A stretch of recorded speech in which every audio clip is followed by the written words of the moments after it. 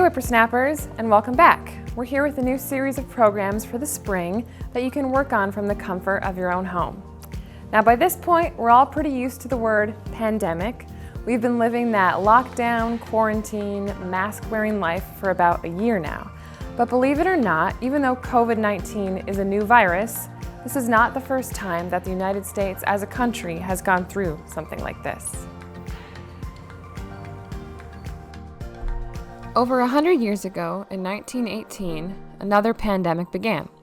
It was called the Spanish flu, even though it did not originate in Spain. But before we even get into that, it's important to know that something else was going on in the world at this time, something huge, and that was World War I.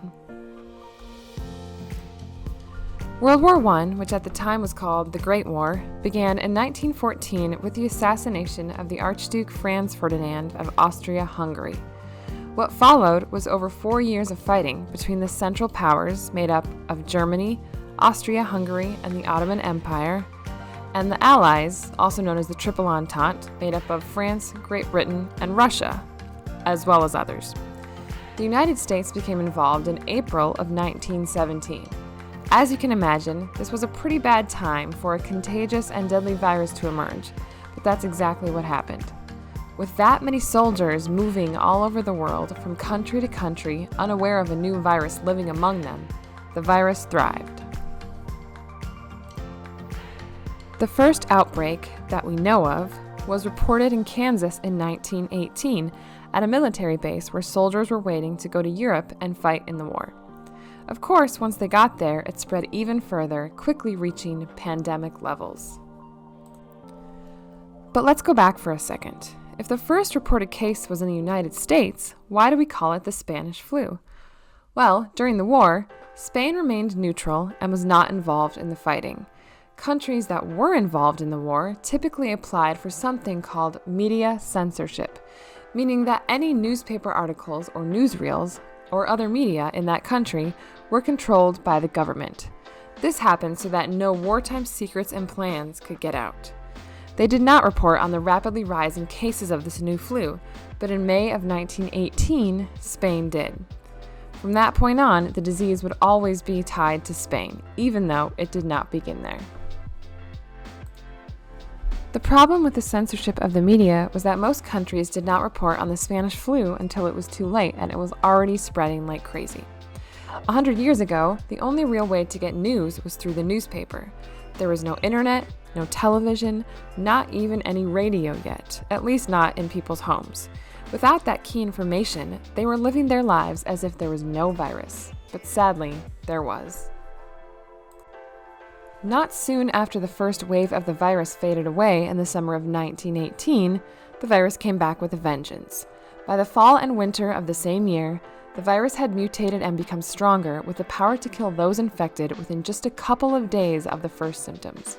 It was terrifying, so of course actions were taken to try and prevent the spread of the virus, just like we're doing now with COVID-19. So, what actions did they take? Well, just like with COVID-19, the Spanish flu was spread through sneezing, coughing, and droplets released into the air. The second wave was especially contagious and could be spread with just one infected person touching an uninfected person. The first measures taken to combat the virus were quarantines and lockdowns. Basically, people were told to stay home. Wear masks in public. People could be fined if seen in public without them. Many businesses were closed, theaters, churches, schools, and more. Spitting was banned, and physical contact, such as shaking hands, was discouraged. The library stopped lending books. Some countries even stopped delivering the mail. In Minnesota, certain unique actions were taken. In the Twin Cities, the windows on streetcars had to remain open in order to circulate fresh air, unless the temperature reached 32 degrees or lower. Buildings with fewer than 6 stories were no longer permitted to use elevators. And hours of area stores and businesses were regulated in order to keep the streetcar use down. With the exception of the streetcars, most of these regulations probably sound pretty familiar to you. And just like with COVID-19, not everyone approved of these regulations, and lots of people refused to follow them. And of course, the war complicated matters. Factories defied orders, staying open to continue making other ammunition and necessities for the war. In addition, the war called many doctors and healthcare workers to serve, leaving towns and cities short of these very important citizens.